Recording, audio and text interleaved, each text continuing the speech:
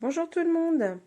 Eh bien voilà, bienvenue dans la ronde des créatives et je vais vous présenter à mon tour mon projet. J'ai décidé de vous présenter une carte que nous allons pouvoir réaliser à l'aide de la perforatrice étiquette festonnée. Alors pour celles qui ne la connaissent pas, cette perforatrice permet au départ de faire des petites étiquettes, des marque-pages, des tags. Il suffit d'avoir une bande de 5 cm de largeur. On la glisse à l'intérieur de la perforatrice, on perfore et nous obtenons ceci. Et donc vous pouvez en faire avec des petits marque-pages et des étiquettes. Oui, mais voilà. Hop. On va pouvoir également fabriquer des cartes avec. Alors, je vous ai préparé quelques modèles. Voilà, que j'ai fait ici sur le thème de Pâques, hein, avec notre mignon set de tampons Bienvenue à Pâques. Et vous allez retrouver notre perforatrice ici, ici et ici.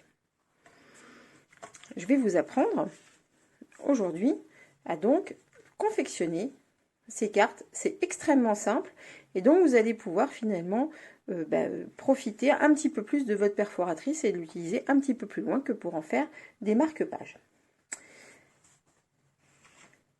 Pour cela, je suis partie sur le thème des coquelicots, qui voilà, est vraiment un best-seller de notre catalogue printemps-été. Alors, je sors mon massicot, monter un petit peu plus. Je sors mon massicot et donc vous allez avoir besoin d'une bande de papier rectangulaire de 28,2 par 10,5.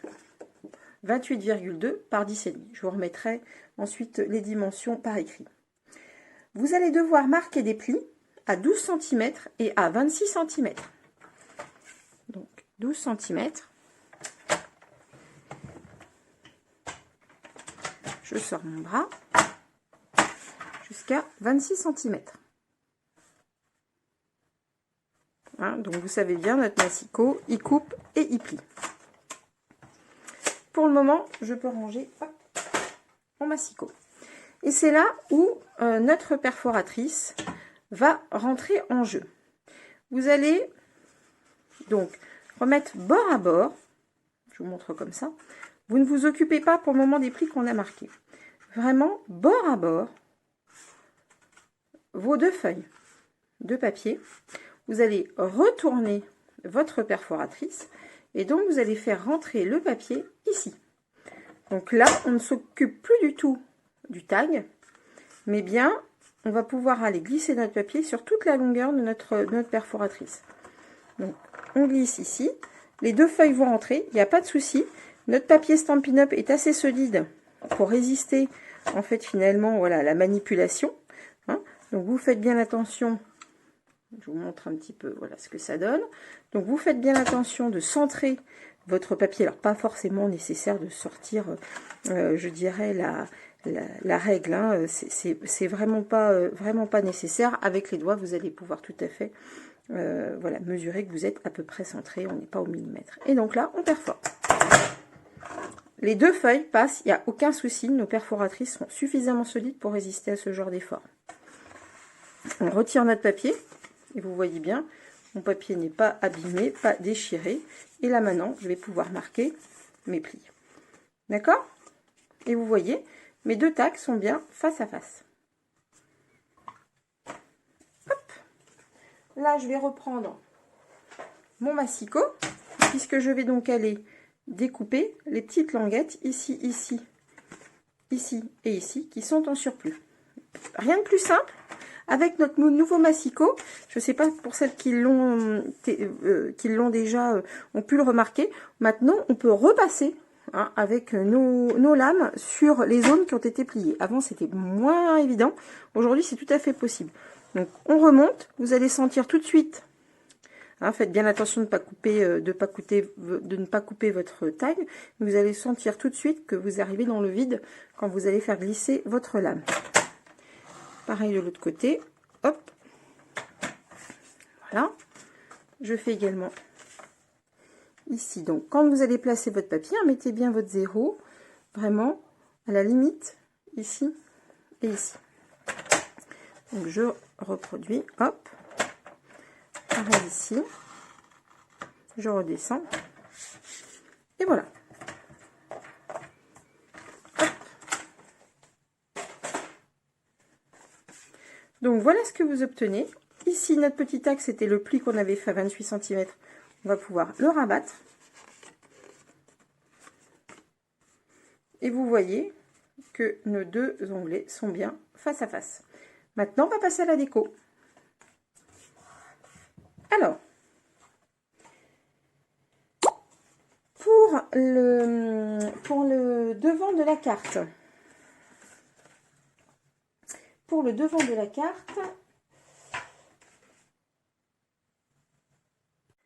donc vous allez avoir besoin d'une bande de papier rectangulaire qui va mesurer 10 cm par 9,3. Alors, faites bien attention car ici, en fait, ça ne représente pas un carré. Vous reverrez avec vos dimensions. Donc, quand je vous dis 10 cm par 9,3, c'est bien le rectangle dans le sens de la hauteur. Hein, et donc, ça va aller... Voilà, nous allons pouvoir aller le déposer ici, hein, en faisant bien attention de centrer notre papier.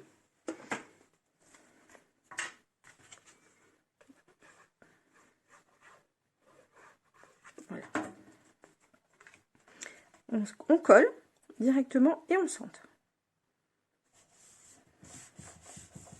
Voilà. On met de côté, on va faire notre décoration. Alors moi j'aime bien travailler avec nos petits tapis mousse. Hop. Et donc j'ai choisi, comme je vous le disais, le set coquelicot. Donc j'ai choisi nos beaux coquelicots. Je vais tamponner en memento. D'accord? Donc il va falloir faire attention.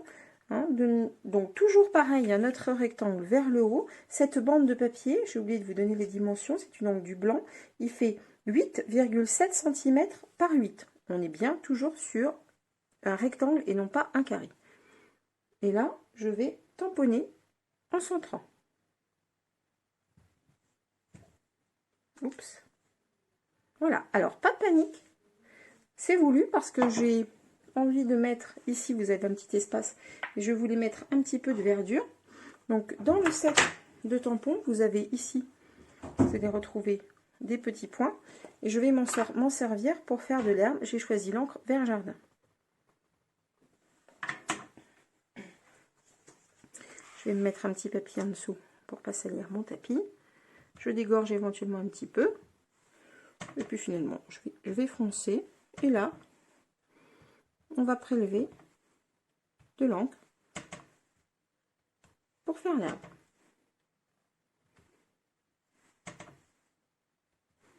D'accord?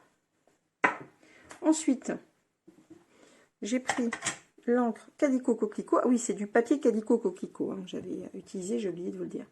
Donc, j'ai pris dans le set de tampons Moment Plénitude, toujours une place dans mon cœur. Donc, je tamponne et je vais aller mettre mon message ici. Voilà.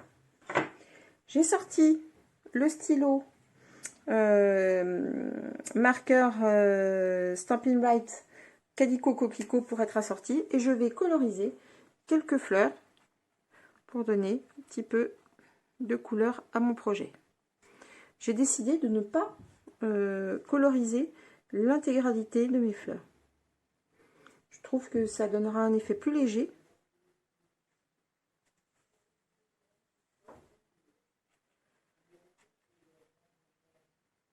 Hop. Je continue ici.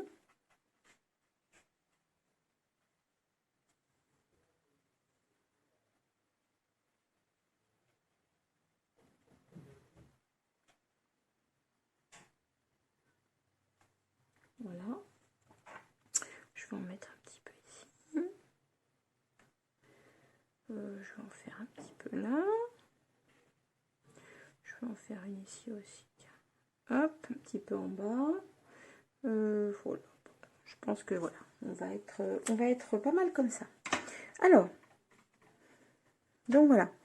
Pour donner un petit peu de profondeur à mon projet, j'ai pris une feuille de rouge toujours Calico Coquelicot de 9,2 par 8,5 afin d'aller mater en fait ma cartonnette décorée. Je colle.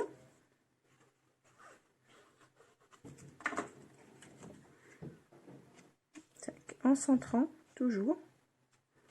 D'accord? Je n'en ai plus besoin. Ça non plus. En scrap, on cherche toujours en carterie à avoir un petit peu de relief à nos cartes. Je vais donc superposer ces deux éléments et je vais mettre des petites mousses 3D. Pas besoin d'en mettre des milliers, hein, simplement une mousse aux quatre coins. Voilà. On enlève, ce sont des petites mousses double face. Hop, les petits opercules. Tac.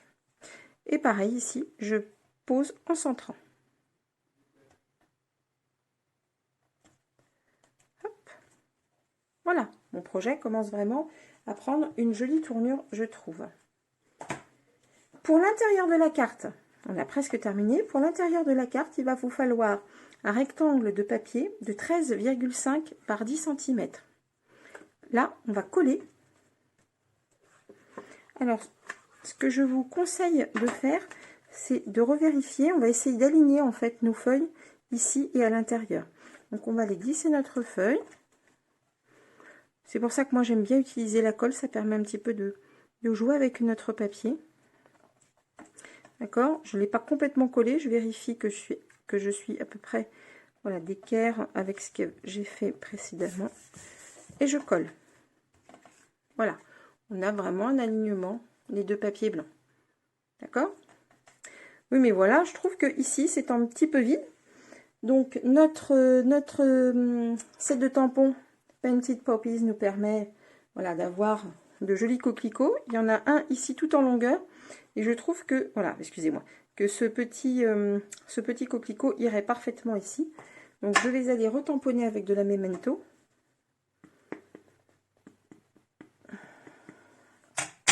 D'accord? Et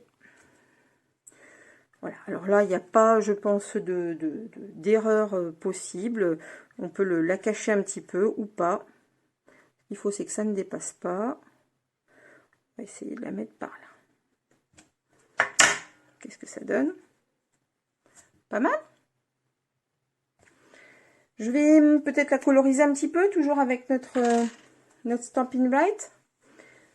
Calico Coquelicot. Allez, on fait le petit bourgeon. Voilà. On va faire hop, notre...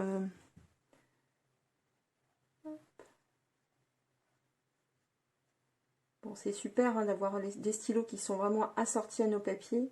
C'est vraiment une grande force, une grande chance pour nous que Stampin' Up puisse enfin, voilà, nous ait créé toute cette gamme de couleurs extraordinaires.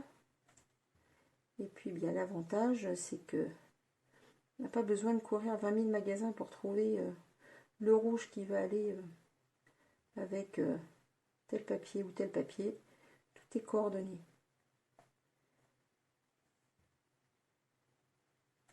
Voilà. Moi, je trouve que comme ça, c'est suffisant. Je ne vais pas rajouter de vert au feuillage. Enfin, c'est un choix. Notre carte, elle est, pour ainsi dire, terminée. J'ai choisi un petit ruban blanc pour fermer ma carte. Hop. Hop. Alors, je sais qu'il y en a qui sont fâchés avec les nœuds. Entraînez-vous, c'est pas très compliqué. Hein. Là, pour le coup, c'est un nœud tout simple. Hein. Comme si vous faisiez au lacet. Hop. Tac.